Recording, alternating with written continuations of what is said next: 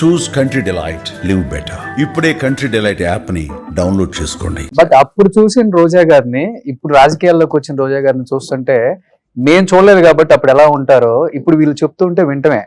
But ఎప్పుడన్నా వాళ్ళు తారసపడినట్టు, ఎప్పుడన్నా ఎదురుపడినప్పుడు వెంకటేష్ గారు, నాగార్జున గారు, బాలకృష్ణ గారు బాగుంటారు. అసలు వాళ్ళ రియాక్షన్ ఏంటి? నేను పరిగెత్తాలి, రోజా ఎలా ఉన్నావు అంటారు. అసలు అసెంబ్లీలో కూడా అందరూ ఇలా చూస్తారు మా ఇద్దరిని. ఏంట్రా వీళ్ళిద్దరు వేరే వేరే పార్టీ కొట్టుకుంటారు అనుకుంటే ఇలా మాట్లాడుకుంటున్నారని. ఆయన చాలా అభిమానంగా ఉండేవాళ్ళు ఫస్ట్ నుంచి కూడా. ఎప్పుడూ అంటారు, దేవుడు నీకు మంచి ఫీచర్స్ ఇచ్చారు, నోస్, ఐస్, స్మైల్. అసలు ఆ క్వీన్ గెటప్ లో ఎంత బాగుంటావు. భైరవ దీపం చేసేటప్పుడు నాకు ఒక్కదానికే స్క్రీన్ టెస్ట్ చేయలేదు.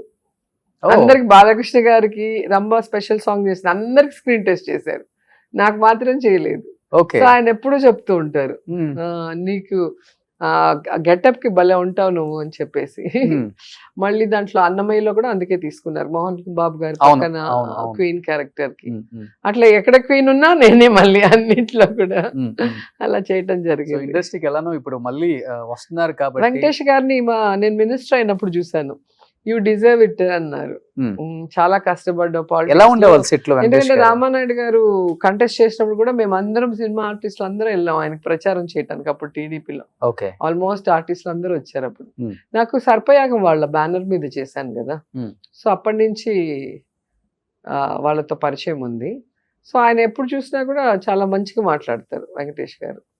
ఎలా ఉండేవాళ్ళు సెట్ లో అసలుకి? రోజా గారు, వెంకటేష్ గారు కాంబినేషన్స్ అంటే ఆయన అంత జోవియల్ గా అయితే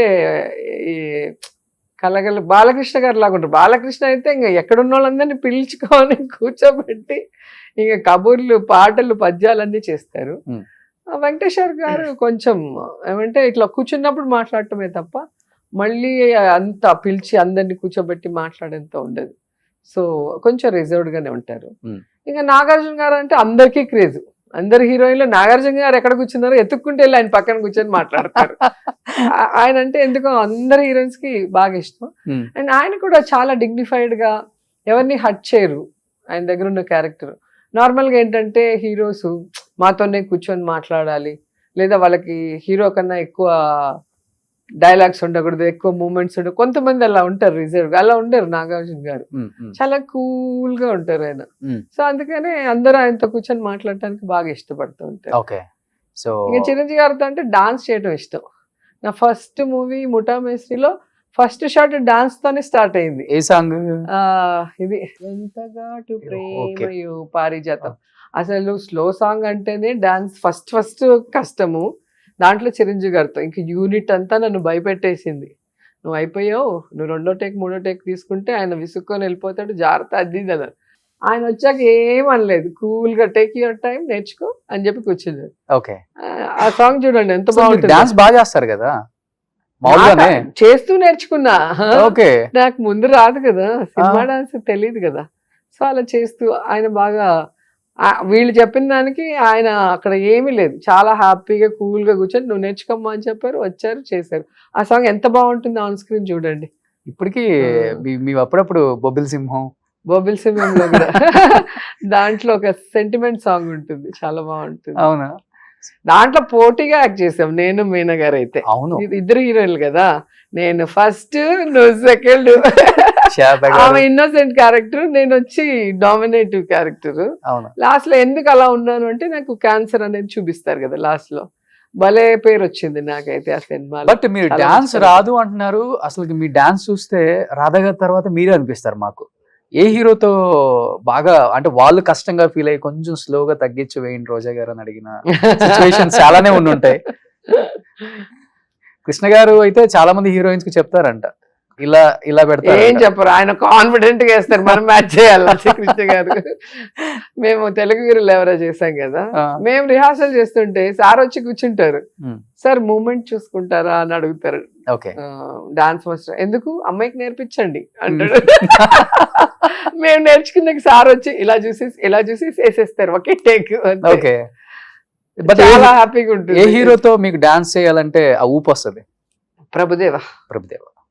ప్రభుదేవ సాంగ్ నేను చేసిన సాంగ్స్ చాలా బాగుంటాయి. పోటీగా అనిపిస్తుంది. చిరంజీవి గారితో ప్రభుదేవ గారితో చేసేటప్పుడు వాళ్ళు బెస్ట్ డాన్సర్స్ కదా, సో వాళ్ళకన్నా బాగా చేయాలన్న తపన ఉంటుంది. సో సాంగ్స్ చూసినప్పుడు బాగుంటుంది ఆ సాంగ్స్. ఓకే, బట్ తెలుగులో ఈ హీరోతో చేయలేదన్న రిగ్రెట్ లేదు కదా మీకు? అందరితో చేశారు ఆల్మోస్ట్. నెక్స్ట్ వచ్చిన జనరేషన్ వీళ్ళతో తప్ప మిగతా అందరితో చేసేసారు. సో బట్ ఇప్పుడున్న జనరేషన్ లో నచ్చే హీరో అంటే లైక్ జూనియర్ ఎన్టీఆర్, ప్రభాస్, ఇప్పుడున్న వాళ్ళందరికీ ఒక్కొక్కరికి ఒక్కొక్క స్టైల్ ఉంది. ఇప్పుడు యాక్ట్ చేయాలనుకుంటున్నారు కాబట్టి ఇప్పుడు నేనేమో హీరోయిన్ కదా చేస్తాను, మీరు భలే ఉన్నారు అసలు, ఎవరితో అదే చేయాలనుకుంటే. అమ్మ అత్తో నాకు ఫస్ట్ నుంచి చెప్పాను కదా, చాలా ఇంటర్వ్యూలో చెప్పాను, కృష్ణ గారు పెద్ద ఫ్యాన్ నేను చిన్నప్పటి నుంచి. ఫస్ట్ షోలో కూర్చుంటా, మా ఇంట్లో అందరికి అదే పనిష్మెంట్, నన్ను అక్కడికి తీసుకెళ్తేనే మీకు పాకెట్ మనీ ఇస్తా అంట. మా అన్నోళ్ళని అప్పుడే బెదిరించుకునేదాన్ని, నాకే ఎక్కువ డబ్బులు ఇచ్చేది మా మమ్మీ. సో మా అన్నకి చెప్తారు ఆ సినిమాకి రా, అప్పుడే మళ్ళీ బయట వెళ్దాం తినటానికి ఏమన్నా అంటే వస్తారు. అట్లా కృష్ణ గారితో చేస్తున్నప్పుడు మహేష్ బాబు చైల్డ్ ఆర్టిస్ట్ గా ఎంటర్ అయ్యారు. అతను అబ్బాయి పర్ఫార్మెన్స్ చూడటం, తర్వాత అబ్బాయి పెద్ద ఎత్తుంటే వాళ్ళ మేకప్ మ్యాన్ నా మేకప్ మ్యాన్ పట్టాభి గారు. సో పట్టాభి గారు నా దగ్గరికి వచ్చినప్పుడు చెప్పారు, మహేష్ బాబు హీరోగా చేసినప్పుడు నన్ను పెట్టుకుంటా అన్నారమ్మా, అంతవరకు ఉంటాను మళ్ళీ వెళ్తాను అన్నాడు. ఓకే పట్టాభి అన్న. ఆ రోజు నుంచి నాతోనే ఉన్నారు. మళ్ళీ మహేష్ బాబు హీరో అయినప్పటి నుంచి మహేష్ బాబు గారితో ఉన్నారు. సో నా ఇంటర్వ్యూలో కూడా చెప్పాను నేను, మహేష్ బాబుకి అంటే మదర్గా వేయాలంటే నాకు ఏడుపు, కానీ ఒక వదిన ఒక సిస్టర్ అలాగే చేయాలన్న ఆలోచన ఉంది. సో మదర్ అయినా మంచి పవర్ఫుల్ రోల్ ఉంటే ఓకే. ఓ సూపర్. సో ఇష్టమైన హీరో అంటే మహేష్ బాబు గారు. వావ్. అండ్ ప్రభాస్, అతని క్యారెక్టర్ బాగా ఇష్టం నాకు.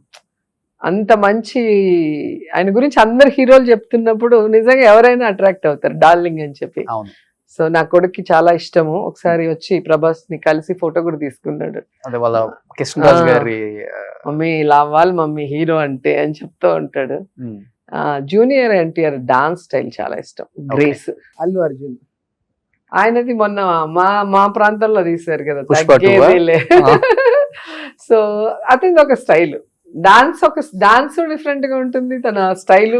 అంటే గంగోత్రి చూసినప్పటికీ ఇప్పటికి ఎంత వేరియేషన్ ఉంది అంటే, ఒక హీరో స్టెప్ బై స్టెప్ ఎలా ఎదిగాడు అనే దానికి కష్టపడితే ఎవరైనా కూడా తనని తాను మార్చుకుంటూ జనాలకి నచ్చే విధంగా మారచ్చు, స్టైల్ ఐకాన్ గా అనేది తను ప్రూవ్ చేసుకున్నారు.